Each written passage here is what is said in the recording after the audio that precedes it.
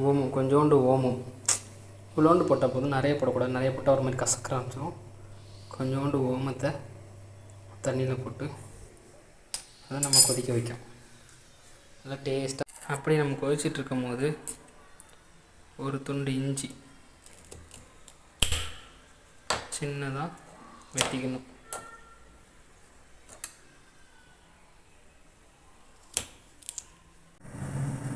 சின்ன இஞ்சி துண்டு போட்டு அதை நல்லா இடிச்சுட்டு அதை இதில் போடணும். ஒரே ஒரு ஏலக்காய் அதை நம்ம இந்த மாதிரி நசுக்கி இப்படி போட்டோம்னா நல்லா மணமாக இருக்கும் நமக்கு.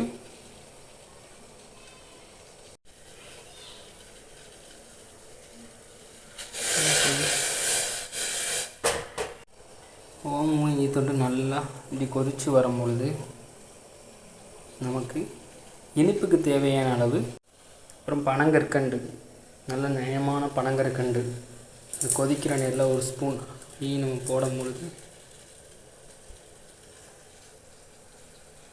அது இனிப்புக்கு தேவையான அளவு. உங்களுக்கு ஒரு ஸ்பூன் போடலாம் போடலாம், நான் 1.5 ஸ்பூன் போடுறேன். அப்படின்னா தான் எனக்கு ரொம்ப பிடிக்கும். 1.5 ஸ்பூன் பனங்கற்கண்டு போட்டு நல்லா கொதிக்க வச்சு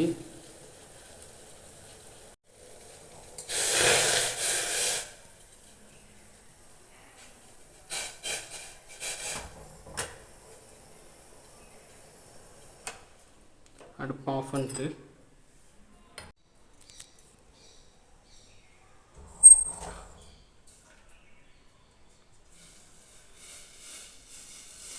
அடுப்பு வச்சு நம்ம வந்து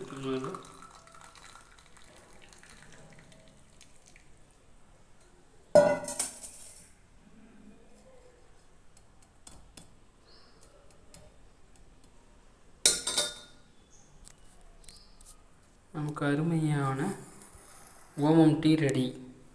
இது மிகவும் சூப்பராக இருக்கும். வாங்க குடிச்சு பார்க்கலாம்.